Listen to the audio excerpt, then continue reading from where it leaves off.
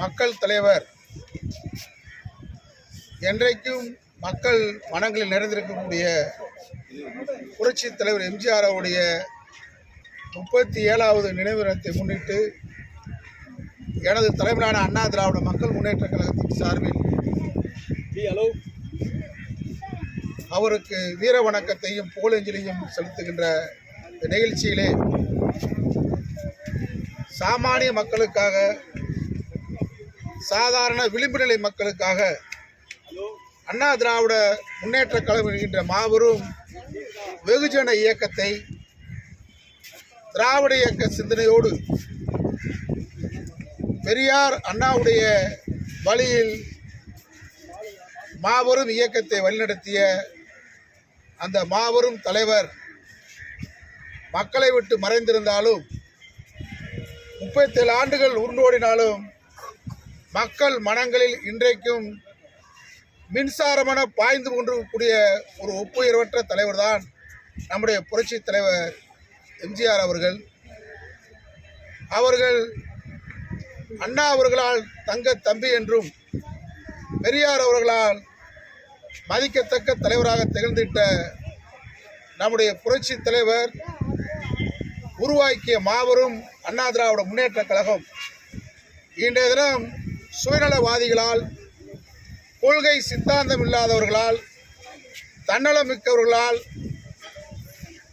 பல்வேறு கூறுகளாக அதிமுக பிரிந்திருந்தாலும் எம்ஜிஆரால் உருவாக்கப்பட்ட வாக்காளர்களும் தொண்டர்களும் இன்றைக்கும் புரட்சி தலைவரை நினைத்து பெருமிதம் கொள்கின்ற ஒரு மாபெரும் மக்கள் சக்தி உருவாக்கி சென்றிருக்கிறார்.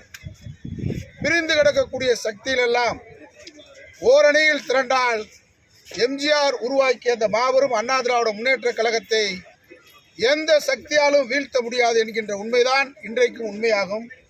ஆகவே எம்ஜிஆர் அவர்கள் என்ன நோக்கத்திற்காக அண்ணா திராவிட முன்னேற்ற கழகத்தை உருவாக்கினாரோ, என்ன லட்சியத்திற்காக அண்ணாவின் சிந்தனைகளை உருவாக்கினாரோ, பெரியாரின் வழியில் பகுத்தறிவு பிரச்சாரத்தை நாடகமாக நடித்தாரோ, அந்த அடிப்படையில் இன்றைக்கு திராவிடம் என்றால் என்னவென்று தெரியாதவர்கள் எம்ஜிஆர் பெயரை சொல்லி கட்சி நடத்துகிறார்கள். திராவிடம் என்றால் புலவரை போய் கேட்கணும் சொல்லுகிறவர்கள் கட்சி நடத்துகிறார்கள்.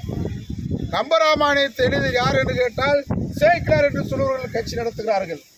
ஆகவே சுயநலமிலிருந்து அதிமுகவை மீட்போம், மீண்டும் புரட்சி தலைவர் வழியில் இரட்டலையை துளிர்க்க வைப்பதற்கு பிரிந்து விடக்கூடிய சக்திகள் எல்லாம் எம்ஜிஆர் வழியில் ஓரணியில் திரண்டு திராவிடத்தை வெல்ல வேண்டும். திராவிடம் தான் இன்றைக்கு வெல்லும் என்கின்றதை நிரூபித்துக் கொண்டிருக்கிறோம். இன்றைக்கு திராவிட இயக்கத்திற்கு பல்வேறு சாதி மதத்தை பிளவுபடுத்துகின்ற சனாதன சக்திகள் இன்றைய தினம் தமிழகத்திலே தலைதூக்க நினைக்கின்றார்கள். புரட்சி தலைவர் எம்ஜிஆர் அவர்களையே RSS அடிக்க பாய்ந்த கூட்டம், அந்த RSS கூட்டம், பாரதிய ஜனதா சனாதன கூட்டம் இன்றைக்கு தமிழகத்திலே ஊடுருவ நினைக்கின்றார்கள்.